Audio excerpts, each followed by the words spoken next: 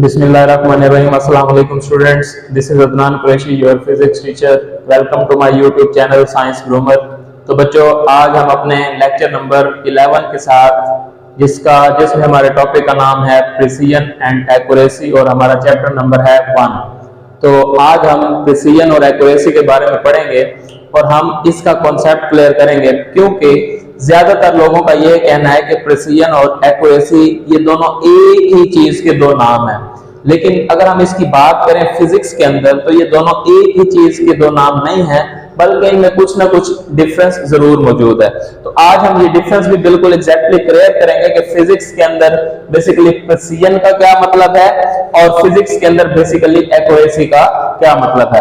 तो सबसे पहले हम इसको डेली लाइफ की एक एग्जांपल से अंडरस्टैंड करने की कोशिश करते हैं, फिर हम इसको मैथमेटिकली अंडरस्टैंड करेंगे कि प्रिसीजन और एक्यूरेसी में क्या डिफरेंस है। तो देखें, सबसे पहले हमारे पास आप लोगों ने ये एक गेम खेली हुई होगी जिसे हम बोलते हैं डॉट एंड बोल्ट गेम, जिसमें आप क्या करते हैं, निशाना बनाते हैं, एक डॉट को फेंकते हैं और उसको सेंटर पे निशाने पे हमने लगाना होता है। अब फॉर एग्जांपल हमने एक डॉट फेंकी और वो जैसे ही हमने डॉट फेंकी तो वो सेंटर पर लगने की बजाय फॉर एग्जांपल इस पॉइंट पर आकर लगती है। फिर हमने क्या किया, हमने एक और डॉट फेंकी, जैसे ही एक और डॉट फेंकी तो वो सेंटर पे लगने के बजाय वो भी उसी डॉट के करीब जाकर लगती है। तो फिर हमने एक और डॉट फेंकी तो वो भी सेंटर पे लगने के बजाय उसी पॉइंट पर जाकर लगती है। तो अब मैं आपसे अगर पूछूं कि क्या ये मैं एक अच्छा निशानेबाज हूं या बुरा निशानेबाज हूं, तो ज्यादातर बच्चे कहेंगे कि जी मैं अच्छा निशानेबाज नहीं हूं। क्यों अच्छा निशानेबाज नहीं हूं? क्योंकि मैंने सेंटर को हिट नहीं किया। लेकिन कुछ बच्चे फिर भी कहेंगे कि नहीं सर आप एक अच्छे निशानेबाज हैं। वो क्यों कहेंगे? क्योंकि वो कहेंगे कि आपने बेशक निशाने को तो हिट नहीं किया, लेकिन जब आपने डॉट फेंका तो तीनों डॉट्स एक ही पॉइंट पर जाकर लग रहे हैं। तो ये अब आपका है थिंकिंग पॉइंट, कि कुछ बच्चे इस पॉइंट ऑफ व्यू से देख रहे हैं कि मेरी सारी डॉट्स एक दूसरे के बिल्कुल करीब करीब जाकर लगी हैं, और कुछ बच्चे इस पॉइंट से देख रहे हैं कि मेरी डॉट्स सेंटर पर नहीं लगी। तो अब यही डिफरेंस है प्रिसीजन और एक्यूरेसी में, कि अगर मेरी ओरिजिनल जो रीडिंग है, मेरी रीडिंग उनके करीब नहीं आती लेकिन मेरी रीडिंग्स आपस में करीब हैं, तो हम कहेंगे कि उसने क्या किया, एक प्रिसाइज काम किया, मतलब मेरी रीडिंग्स क्या है, प्रिसाइज है। और अगर मेरी रीडिंग आपस में बेशक करीब नहीं है लेकिन वो सेंटर या जो मेरा टारगेट है वो उसको हिट करती है, मतलब मेरी जो असल रीडिंग है और मैं रीडिंग लेता हूं और मेरी रीडिंग्स असल रीडिंग के करीब करीब आती हैं, बेशक वो आपस में करीब नहीं है, तो फिर हम कहेंगे कि हमारी रीडिंग क्या है, एक्यूरेट है। तो जनरली हम डेली लाइफ में प्रिसीजन और एक्यूरेसी को सेम इसलिए कहते हैं कि अगर कोई अच्छा काम करता है तो कभी हम उसे कह देते हैं कि आपने बहुत प्रिसाइज काम किया, अगर कोई अच्छा काम करता है बाद हम कह देते हैं आपने बहुत एक्यूरेट काम किया। लेकिन फिजिक्स के अंदर प्रिसीजन और एक्यूरेसी में ये डिफरेंस है कि अगर मेरी रीडिंग्स आपस में करीब करीब हैं लेकिन जो असल या ओरिजिनल जो रीडिंग है उसके करीब नहीं है, तो हम कहेंगे कि हमारी रीडिंग्स क्या है, प्रिसाइज है। लेकिन अगर मेरी रीडिंग्स ओरिजिनल रीडिंग्स के तो करीब हैं लेकिन आपस में एक दूसरे के करीब नहीं है, तो मैं कहूंगा कि मेरी जो रीडिंग्स हैं वो एक्यूरेट है। तो अब फिजिक्स के अंदर प्रिसीजन और एक्यूरेसी का ये डिफरेंस है। तो अब प्रिसीजन और एक्यूरेसी को समझने से पहले हमने एक चीज पढ़ी थी, अनसर्टेनिटी। कि अनसर्टेनिटी क्या होती है, किसी भी रीडिंग के अंदर गैर यकीनियत, उसे हम बोलते हैं अनसर्टेनिटी। अब आपको ये भी पता है कि अनसर्टेनिटी एक अच्छी चीज नहीं है बल्कि बुरी चीज है, और हम चाहते हैं कि किसी भी रीडिंग के अंदर जो अनसर्टेनिटी हो वो मिनिमम हो, कम से कम हो। तो अनसर्टेनिटी को समझने के लिए हम एक एग्जांपल देते हैं। फॉर एग्जांपल हम कहते हैं एक रूम है, उसमें दो बच्चे खड़े हैं, एक बच्चा यहाँ पर मौजूद है और एक बच्चा यहाँ पर मौजूद है। हम कहते हैं जी उनके दरमियान डिस्टेंस बताओ, तो हम बाहर खड़े हैं तो हम एग्जैक्ट डिस्टेंस नहीं बता सकते, लेकिन हम थोड़ी सी अक्लमंदी यूज करते हैं और वो मैक्सिमम पॉसिबल डिस्टेंस बता देते हैं। एक बच्चा यहाँ पे था वो यहाँ से यहाँ आ जाता है और एक बच्चा जो यहाँ पे था वो यहाँ से यहाँ आ जाता है। अब इन दोनों के डिस्टेंस को मिलाया तो हमने देखा कि ये एक क्या बन गई है, एक ट्राइंगल बन गई है। तो पाइथागोरियन थ्योरम से हमने इसको जब फाइंड किया तो हमारे पास ये जो हाइट है इसकी वैल्यू आ गई 5। तो हमने कहा कि वो बच्चे जितना मर्जी दूर हो, मैक्सिमम वो दूर कितना हो सकते हैं, 5 मीटर।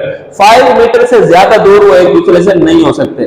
तो क्या हुआ कि अनसर्टेनिटी थी, तो हमने पहले यहां पे जब थे तो हमें एग्जैक्ट पता नहीं था, लेकिन हमने क्या किया कि अनसर्टेनिटी बताई तो हमने मैक्सिमम पॉसिबल वैल्यू में बता दी कि अनसर्टेनिटी होगी किसी रीडिंग में, ज्यादा से ज्यादा इतनी होगी, इससे ज्यादा नहीं होगी। तो क्या है कि अनसर्टेनिटी जब भी किसी रीडिंग में हम बताते हैं तो हम ये नहीं है कि हम कम बताएं या हमें जो एग्जैक्ट हो वो बताएं, तो हम क्या करते हैं, हम अनसर्टेनिटी मैक्सिमम पॉसिबल वैल्यू में बता देते हैं। तो पहली बात कि कोई भी रीडिंग आप ले रहे हैं तो ये बात अपने माइंड में बिठा लें, अच्छी तरह से अपने माइंड में बिठा लें कि हम जब भी अनसर्टेनिटी किसी रीडिंग की बताते हैं तो वो उसकी जो मैक्सिमम पॉसिबल वैल्यू होती है, मतलब किसी भी रीडिंग के अंदर मैक्सिमम जितनी अनसर्टेनिटी आ सकती है हम वो बता देते हैं। तो क्या हुआ कि अनसर्टेनिटी हमेशा हम क्या करेंगे, मैक्सिमम पॉसिबल वैल्यू में बताएंगे। अब हमारे पास जो अनसर्टेनिटी है ये दो तरह की होती है। एक आपके पास अनसर्टेनिटी होती है जिसे हम बोलते हैं एब्सोल्यूट अनसर्टेनिटी, एक हमारे पास अनसर्टेनिटी होती है जिसे हम बोलते हैं फ्रैक्शनल और परसेंटेज अनसर्टेनिटी। अब फ्रैक्शनल और परसेंटेज ये तो दोनों तकरीबन सेम है, इनमें थोड़ा सा डिफरेंस इसलिए मैंने अलग अलग लिख दिया, लेकिन इनका मीनिंग सेम है। बस फ्रैक्शन का मतलब होता है आउट ऑफ 1 और परसेंटेज का मतलब होता है आउट ऑफ 100। तो ये बस थोड़ा सा इनमें डिफरेंस है, बाकी इनका काम सेम है, इनका मतलब सेम है। तो ये दो तरह की हमारे पास अनसर्टेनिटीज हैं। आज हम सबसे पहले अंडरस्टैंड करते हैं व्हाट इज एब्सोल्यूट अनसर्टेनिटी। लेकिन एब्सोल्यूट अनसर्टेनिटी को समझाने से पहले मैं आपके सामने एक स्टोरी एक्सप्लेन करता हूं, वो आपने समझनी है। उसके बाद आपको एब्सोल्यूट अनसर्टेनिटी का जो कॉन्सेप्ट है वो बिल्कुल एग्जैक्ट और क्लियर हो जाएगा।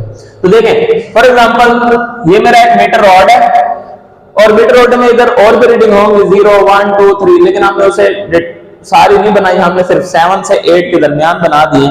और हमने एक पेंसिल बनाई और हम कहते हैं कि उसकी पेंसिल, किसी बच्चे को हमने कहा कि उसकी रीडिंग लो। उस बच्चे ने रीडिंग ली तो उसने क्या किया कि 7.4, उसने देखा कि पेंसिल 7.4 पर आ रही है तो उसने रीडिंग हमें 7.4 लेके दे दी, ठीक है। लेकिन जब हमने देखा, हमने हो सकता है कि बच्चे ने मजबूरी में राउंड ऑफ करके 7.4 लिखा हो सकता है कि हमारी रीडिंग 7.4 से ज्यादा हो। तो हमने जब देखा तो वाकई हमारी रीडिंग 7.4 से ज्यादा है, लेकिन 7. हमने फिर क्या कहा, हमने कहा कि हो सकता है रीडिंग क्या हो 7.41 हो, मतलब थोड़ी सी ज्यादा, हो सकता है 7.42 हो सकता है 7.43 हो सकता है 7.44 हो सकता है 7.45 हो, लेकिन 7.46 हमारी रीडिंग नहीं हो सकती। 7.46 क्यों नहीं हो सकती? क्योंकि हमारी पेंसिल की जो निब है वो 7.45, मतलब 4 के बाद जो 5 है ना उसके हाफ से पीछे है। तो क्या हुआ कि हमने कहा कि उसने रीडिंग राउंड ऑफ करके 7.4 लिखी है, लेकिन हो सकता है पेंसिल की निब थोड़ी सी 7.4 से आगे हो, तो इतनी उसमें अनसर्टेनिटी हो सकती है। तो जब हमने देखा तो मैक्सिमम पॉसिबल अनसर्टेनिटी कितनी आ सकती है 7.4 और 7.45, तो मैक्सिमम पॉसिबल अनसर्टेनिटी आ सकती है 0.05, इससे ज्यादा नहीं आ सकती। लेकिन फिर हमने सोचा कि हो सकता है कि उसने 7.41 को राउंड ऑफ करके 7.4 लिखा हो, 7.42 को राउंड ऑफ करके 7.4 लिखा हो, या 7.43 को, 7.44 को, 7.45 को हो सकता है राउंड ऑफ करके 7.4 लिखा हो। लेकिन हम ये भी तो सोच सकते हैं कि हो सकता है कि असल में वो रीडिंग थोड़ी सी 7.4 से कम हो और उसने उसे मजबूरन 7.4 राउंड ऑफ करके लिख दिया हो। जैसे फॉर एग्जांपल 7.39 हो, उसने राउंड ऑफ करके ये लिख दिया हो, 7.38 और राउंड ऑफ। लेकिन जितना भी कम हो तो इधर की हमारी रीडिंग हाफ से कम नहीं होगी, मतलब 7.35 तो होंगे लेकिन 7.34 नहीं होगी। तो इधर से या इधर से तो हमारी मैक्सिमम पॉसिबल अनसर्टेनिटी कितनी आ रही है 0.05। तो बेशक हम उसको आगे की तरफ वो राउंड ऑफ करें या पीछे से राउंड ऑफ करें, तो हमारी जो मैक्सिमम पॉसिबल अनसर्टेनिटी इस रीडिंग में आ रही है वो है 0.05। तो हमने क्या किया, हमने लिख दिया कि 0.05 हमारी क्या है, मैक्सिमम पॉसिबल अनसर्टेनिटी है। लेकिन हमने रीडिंग को सिर्फ किधर से देखा, हमारी अनसर्टेनिटी इधर से भी तो आ सकती है, जीरो वाली साइड से। तो इस साइड से जो हमारी अनसर्टेनिटी आएगी वो भी कितनी होगी, वो भी 0. मैक्सिमम पॉसिबल जो होगी वो 0.05 ही होगी। तो इसलिए इस साइड से जो आएगी वो नेगेटिव में होगी, इस साइड से जो आएगी वो प्लस में होगी। तो इसलिए हमने कहा कि हमारी मैक्सिमम पॉसिबल जो अनसर्टेनिटी है वो ±0.05।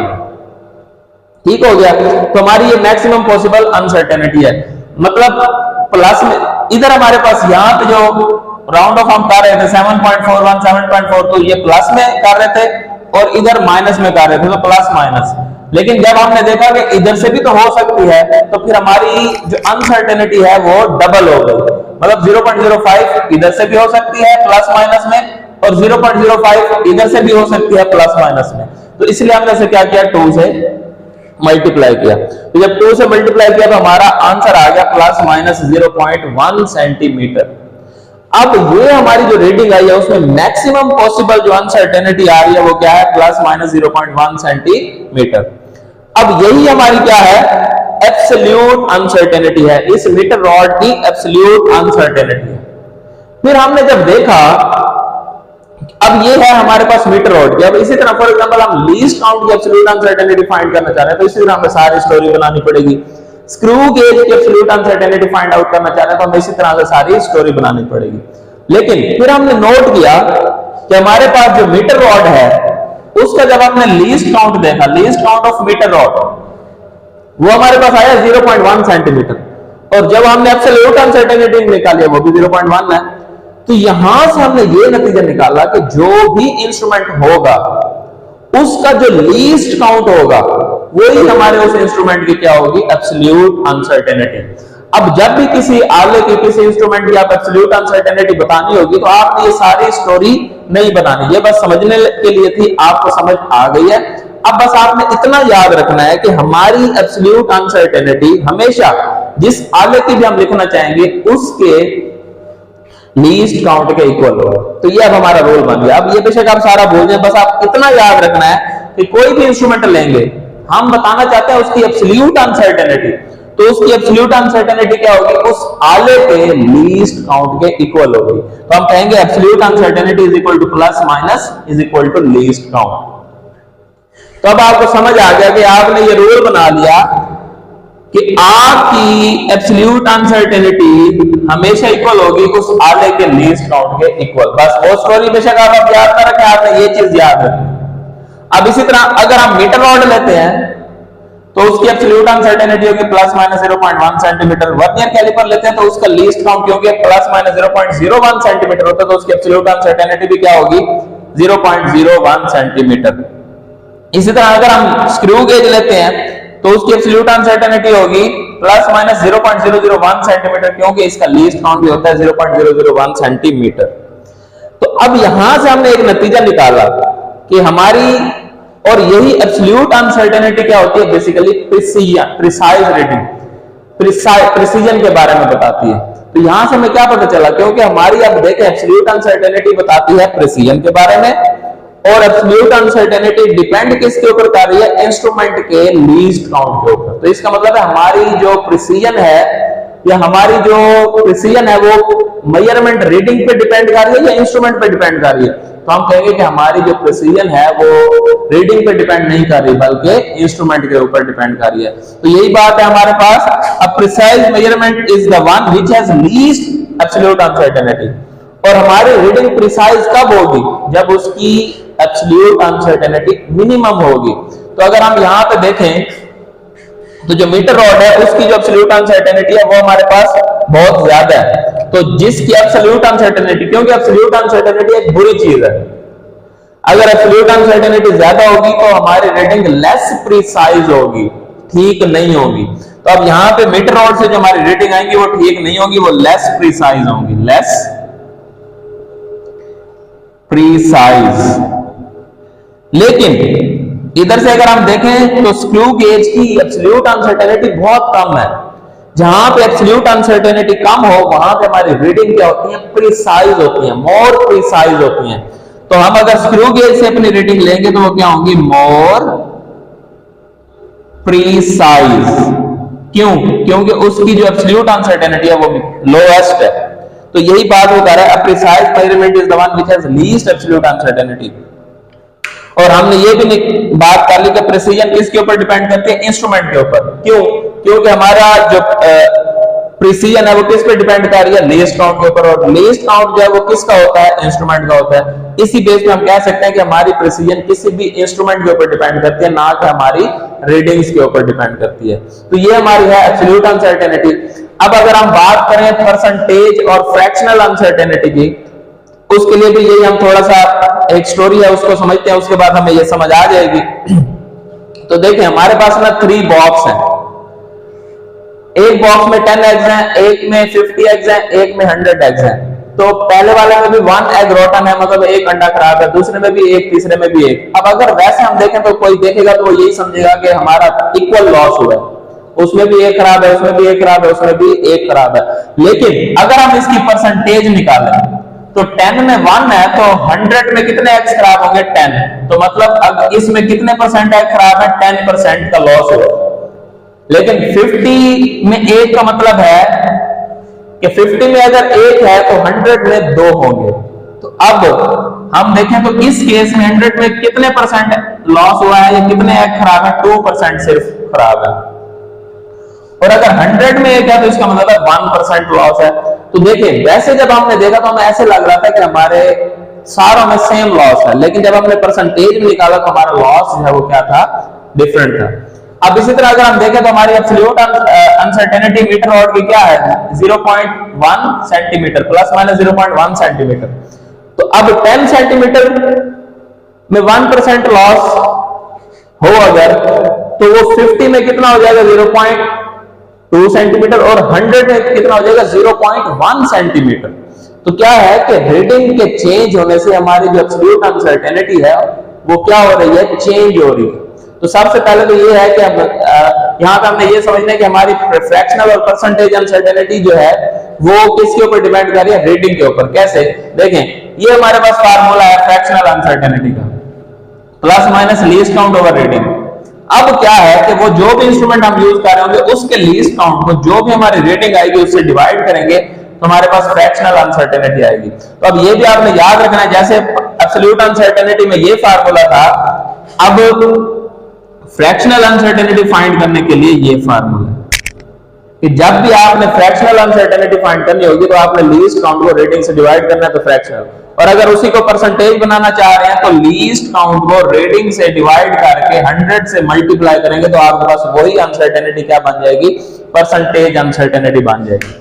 अब यहां पे हमारी जो परसेंटेज या फ्रैक्शनल अनसर्टेनिटी है ये लिंक करती है किसके साथ, आपकी परसेंटेज या फ्रैक्शनल अनसर्टेनिटी एक्यूरेसी के साथ। तो अगर हम एक्यूरेट रीडिंग लेना चाहते हैं तो हम परसेंटेज या फ्रैक्शनल अनसर्टेनिटी देखेंगे, अगर हम प्रिसाइज रीडिंग देखना चाहते हैं तो हम एब्सोल्यूट अनसर्टेनिटी देखेंगे। तो अब यहां पर क्या है कि आपकी रीडिंग कब एक्यूरेट होती है, जब उसकी फ्रैक्शनल या परसेंटेज अनसर्टेनिटी क्या हो, मिनिमम हो, कम से कम हो।